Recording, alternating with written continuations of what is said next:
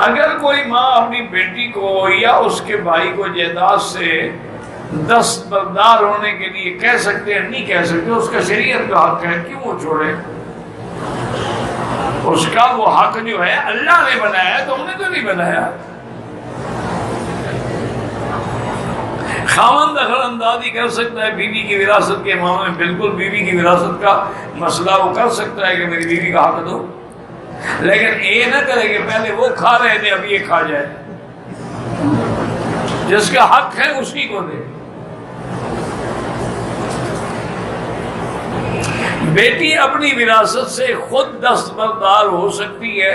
میرا اصل مسئلہ یہ ہے کہ تم اس کو وراثت کا حصہ دے دو، رجسٹری کر دو، انتقال کر دو، اب وہ چھوڑ دے۔ جب اس کو پتا ہو کہ ظالم لوگ ہیں نہیں دیں گے تو کیا کہیں؟ یہ کوئی دستبرداری نہیں۔ دستبرداری یہ ہے کہ آپ مجھے دے دیں، میں پھر آپ کو دوں۔ جب مجھے پتا ہو کہ مجھے ملنا ہی نہیں ہے تو کیا کرے گا؟ میں لڑائی بھی لڑے، جائیداد بھی گئی۔ میرے 3 بیٹے اور 1 بیٹی ملازمت کرتے ہیں، ان نے پیسے بھیجے، میں نے مکان خرید کر کے اپنے نام پہ کر۔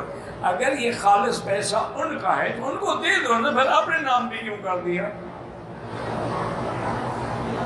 اگر اپنے نام پہ کرنے کے بعد انہوں نے تمہیں اس کا مالک بنا دیا ہے، پھر تو سب اولاد کو حصہ ملے گا وراثت کا۔ اگر قانونی مجبوری تھی تو پھر ان کو ان کے نام کر دو تاکہ جھگڑا ہی نہ رہے۔ اگر تمہارے نام ہوگا اور تم مر گئے تو وراثت میں مال سب کو ملے گا۔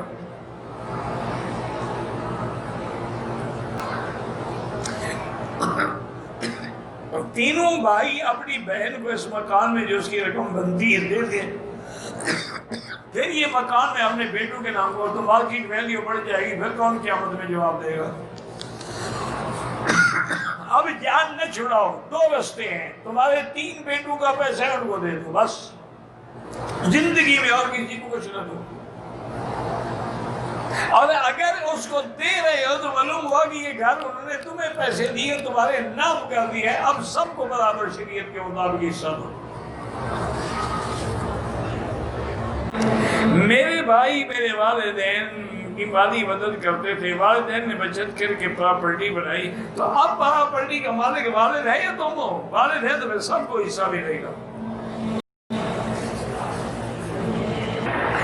باپ کا کاروبار ہے، بیمار ہو گیا، بیٹے نے کام سنبھال لیا، جیسا وہ سب کی ہوگی۔ جب باپ ہے تو ہم تو مالک علی ابھی کا، تم بھی، تمہارا مال بھی باپ کا ہے۔ یہ تھوڑا ہے کہ تم نے کمایا تو تمہارا ہو گیا۔